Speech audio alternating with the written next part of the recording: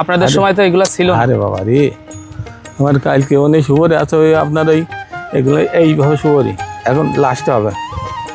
আচ্ছা পরশুদিন রাত্রি পাই নিয়ে গেছে সব খোলা পড়ে। ফুলকপি 10 টাকা কেজি বিক্রি হলো, আজকে সেই ফুলকপি 30 টাকা পাইকারি বিক্রি হলো। আমাদের দর্শকদের প্রথম যেমনটা বললাম যে সবাই কিন্তু সাদা মূলাটা চাষ করে, আপনি লালটা কেন চাষ করেছেন? আসসালামু আলাইকুম দর্শক, আশা করছি আপনারা সকলেই ভালো আছেন। প্রিয় দর্শক, আপনারা যারা নিয়মিত আমার ভিডিও দেখেন তারা জানেন যে আপনাদের মাঝে আমি কৃষি বিষয়ক বিভিন্ন প্রতিবেদন তৈরি করার চেষ্টা করি এবং মাঝে মাঝে আমি আমাদের দেশে যে সমস্ত অভিজ্ঞ কৃষক আছে তাদের অভিজ্ঞতা আপনাদের মাঝে শেয়ার করি। তারই ধারাবাহিকতায় আজকে কিন্তু আমরা আসছি একজন অভিজ্ঞ কৃষকের কাছে। আমরা কিন্তু গতানুগতিক সাদা যে মূলাটা চাষ হয় ওইটা সবসময় দেখি যে সাদা মূলা চাষ হচ্ছে। তো রাস্তার পাশ দিয়ে যেতে যেতে হঠাৎ আমাদের চোখ আটকে গেল, এখানে কিন্তু আমাদের এই কৃষক ভাইরা তারা কিন্তু লাল যে মূলাটা ওইটা চাষ করেছে। তো কেন তারা লাল মূলা চাষ করেছে এবং বর্তমানে এই মূলার বাজার দর তারা কেমন পাচ্ছে এবং এটা চাষ করলে কি আমাদের দেশে যে সমস্ত চাষি ভাইরা আছে তারা কি লাভবান হতে পারবে কিনা তারই কম বেশি ধারণা আজকের ভিডিওতে আমি আপনাদেরকে দেওয়ার চেষ্টা করব। তো পুরো ভিডিও জুড়ে আপনারা আমাদের সাথেই থাকবেন। দর্শক বন্ধুরা, যেমনটা দেখতেছেন আমরা কিন্তু আছি সরাসরি একজন অভিজ্ঞ কৃষকের কাছে। আসসালামু আলাইকুম। ওয়ালাইকুম আসসালাম। আঙ্কেল, আপনি একজন অভিজ্ঞ কৃষককে আমরা বলতে পারি? হ্যাঁ বলতে পারেন। বলতে পারি। কত বছর যাবত কৃষির সাথে জড়িত আছেন আপনি? বাবা আমি তো বহুদিন, বহুদিন, আনুমানিক একটা স্বাধীনের পরেই আমার এই চাষবাস, দেশ নিজেকে সম্পাদে নিজেদের চাষবাস করি, নিজের জমিতেই চাষ করেন? হ্যাঁ। আচ্ছা, তো স্বাধীনতার পরেই আপনি শুরু করেছেন চাষ? হ্যাঁ, সুদীর্ঘ বছর যাবত চাষের সাথে জড়িত আছেন। তো আমরা তো যেমনটা দেখতেছি আপনি এই যে মূলা চাষ করেছেন নাকি? জি। মূলার পাশাপাশি এখানে মানে শীতকালীন সবজি হিসাবে আপনি কি অন্য কোনো ফসল চাষ করেছিলেন এই বছর? হ্যাঁ। কি ফসল সেইগুলা?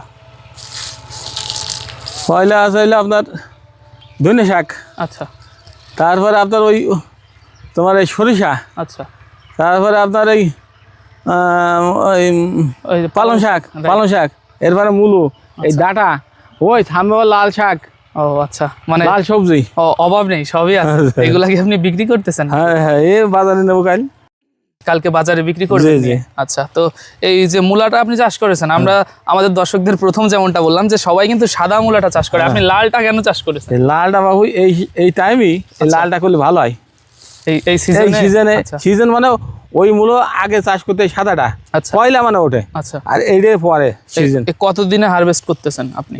ধরেন মাস দেড়েক। আচ্ছা, 1.5 মাসে বীজ থেকে টোটালি তুলে বিক্রি করার উপযোগী হয়ে গেছে। আচ্ছা, তো কৃষির সাথে আপনি যেহেতু সুদীর্ঘ বছর যাবত জড়িত আছেন, বেকার যুবকদের কি আপনি আপনার অভিজ্ঞতা থেকে কি কোনো পরামর্শ দিতে চান? কৃষিতে আসলে তারা লাভবান হতে পারবে কিনা এই বিষয়ে কিছু, যেহেতু আপনি দীর্ঘ বছর ছিলেন।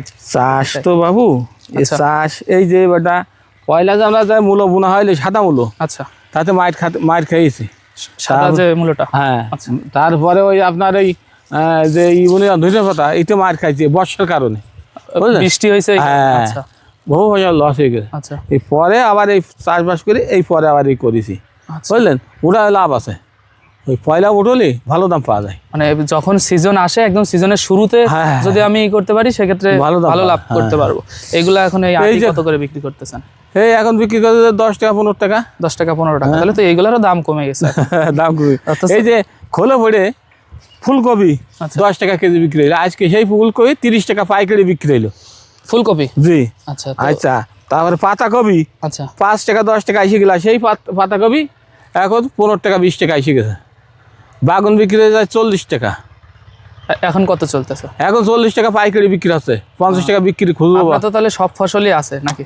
করি, সবই করি, আলু চাষও করেছি এর আগে, এখন নিজে পারি দিনে। তো কৃষিতে আমরা যে মেসেজটা দিতে যাচ্ছি বেকার যুবকদের উদ্দেশ্যে, যে তারা কি এখান থেকে আসলে তাদের ভবিষ্যৎ বা তাদের জীবনটা কি পরিচালনা করতে পারবে কৃষিতে আসলে, আপনার কি মনে হয়? অবশ্যই পারবে, ইনশাআল্লাহ অবশ্যই পারবে। আল্লাহ যদি সহায় থাকে অবশ্যই হবে।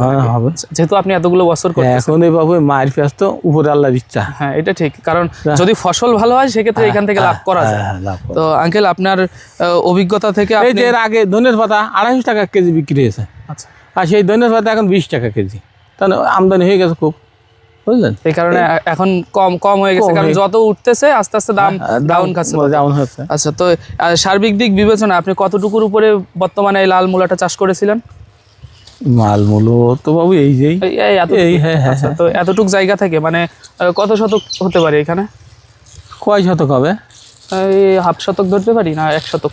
ওই শতক খানিক। 1 শতক থেকে আপনি কয় টাকার মূলা এখান থেকে বিক্রি করার মানে আপনার ইচ্ছা আছে বা হয়তো আপনি পারবেন? ওই আজকে তো হয়তো আপনি প্রথম তুলতেছেন না, আর এই বাজারে নিয়ে গেলাম এই সকালবেলায় 30 কেজি। 30 কেজি নিছেন, তো এইখান থেকে আপনি কত টাকার মূলা আর কি সংগ্রহ করতে পারবেন? ওই ধরেন 1000 টাকা বিক্রি হবে। 1000 টাকা। আচ্ছা, তো খরচ কত হয়েছিল? খরচ ওই 100 গ্রাম বীজ এইটাই। এই, আর এই নিজেকে চাষবাস এই গেছে। এইগুলো তো মানে ভালো লাগার দিকটা কাজ করে, তো যেহেতু এতগুলো বছর যাবত আছেন, আর আপনারাই বলা যায় কিন্তু আমাদের দেশের আসল সম্পদ, এটা কিন্তু আমরা সবসময় বলি, ঠিক আছে? আর খেটে খাওয়া মানুষ যে মানুষগুলো আছে তাদের কি কথা কিন্তু সবসময় আমরা গর্বের সাথে আমাদের দর্শকদের সাথে শেয়ার করি, কারণ আমাদের দেশটা আপনারাই সুন্দর রাখেন লিগ্যাল কথা বলতে গেলে। চাষি নিয়ে তো সব, চাষিদেরকে কেন্দ্র করেই কিন্তু আমাদের পুরো সবকিছুই বলা যায়। তো আঙ্কেল, আপনি কাজ করতেছেন, আপনার কাজ দেখে আমাদেরও অনেক ভালো লাগলো। তো কৃষিতে আপনার মূল মেসেজ হচ্ছে কৃষিতে আমার ভাই লাগাছে কুল। আচ্ছা, এটা যাই দেখে আসো। আচ্ছা, এই কুল চাই 5 বছর গাছে ফল দেখে আসো। কুল কুল কি কুল এটা আঙ্কেল? আমরা যেমনটা বলতেছি সুদীর্ঘ বছর যাবত আপনি কৃষির সাথে জড়িত ছিলেন, আপনি কি আপনার অভিজ্ঞতা থেকে আমাদেরকে কিছু বলতে পারবেন যা আমাদের জীবনে কাজে আসবে? বাবা, তোমরা এই যে বেকার ঘুরে বেড়াচ্ছাও, ঘুরে বেড়ানো এটা তোমার লস। আচ্ছা, তোমরা কৃষি কাজে কিছু কাজ করো, অল্প অল্প, ওই যে আমি এক খণ্ড এক শতক 2 শতক নিয়ে একটা সমন্বিত চাষ করো, তাতে তোমার লাভবান হবা।